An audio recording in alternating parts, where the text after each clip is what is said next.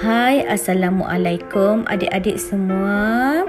Hari ini kita akan belajar tajuk Kenali Sifat-Sifat Allah. Selamat datang anak-anak semua ke kelas Ustazah Fatihah. Objektif pembelajaran kita pada hari ini adalah: pertama, murid dapat menyenaraikan sekurang-kurangnya 5 sifat Allah. Yang kedua, murid dapat menyebut maksud setiap sifat Allah dan 4 pembahagiannya. Mengapakah setiap Muslim perlu mengenali sifat-sifat Allah? Kerana kita perlu mengimani bahawa Allah Subhanahu Wa Taala bersifat dengan segala sifat kesempurnaan. Bila kita mempelajari dan memahami sifat 20, ia akan membuatkan kita lebih kuat dan teguh dalam melakukan amal ibadat, dan juga dapat menguatkan keimanan kepada Allah Subhanahu Wa Taala. Adik-adik yang Ustazah kasihi semua, pembahagian 20 sifat Allah terbahagi kepada 4. Pertama, sifat nafsiyah. Sifat nafsiyah ialah sesuatu yang tidak boleh diterima akal jika Allah tidak bersifat dengan sifat nafsiyah, iaitu sifat wujud. Wujud maksudnya ada, jadi mustahil Allah itu tiada. Yang kedua, sifat salbiyah. Sifat salbiyah ialah sifat yang menolak dan menidakkan apa yang layak bagi Allah, iaitu qidam, baqa, muhalafatuhu lil hawadis, qiyamuhu binafsih, wahdaniyah. Seterusnya, yang ketiga, sifat ma'ani. Sifat ma'ani bermaksud sifat yang pasti ada pada zat Allah, iaitu kudrat, iradat, ilmu, hayat, sama', basar, kalam. Dan yang terakhir, sifat maknawiyah.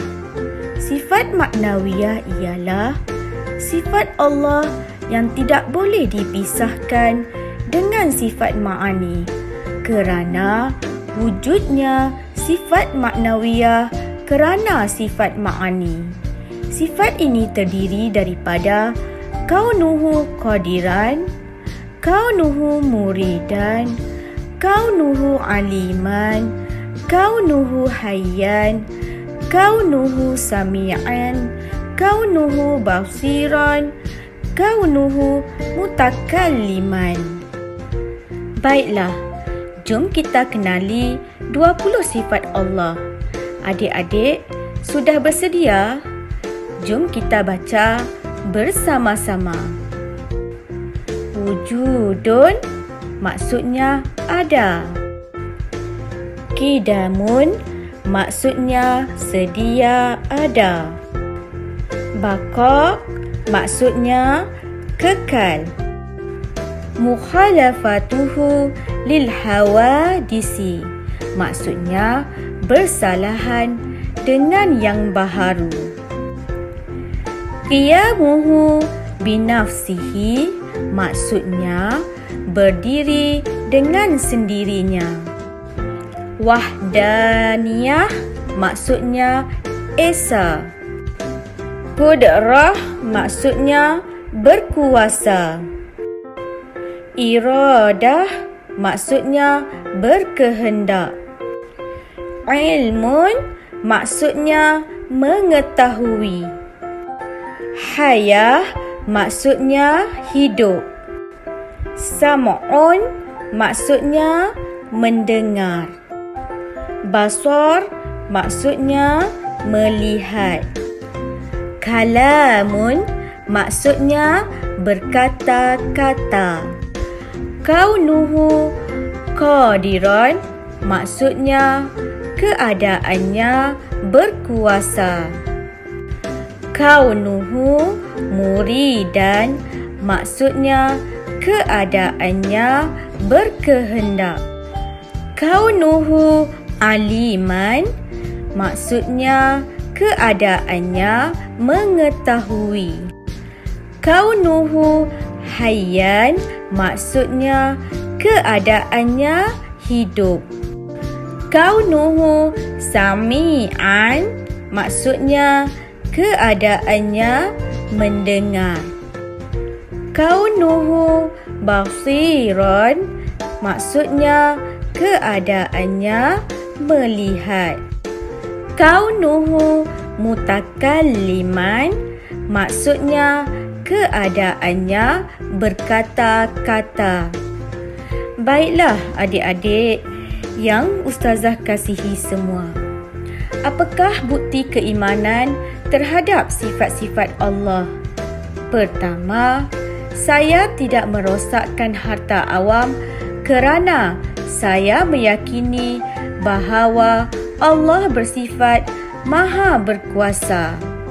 Kedua, saya sentiasa redha dengan setiap ketentuan Allah kerana saya meyakini bahawa Allah bersifat berkehendak. Ketiga, saya tidak menipu ibu dan ayah kerana saya meyakini bahawa Allah bersifat Maha Mengetahui. Dan yang terakhir, saya tidak akan melakukan kejahatan walaupun ketika bersendirian kerana saya meyakini bahawa Allah bersifat Maha Melihat.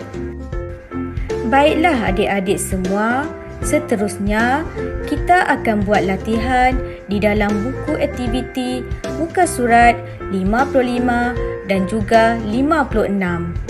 Muka surat 55, sesuaikan sifat Allah dengan maksudnya. Muka surat 56, warnakan sifat-sifat Allah. Baiklah, sampai di sini kelas kita. Selamat menjawab adik-adik.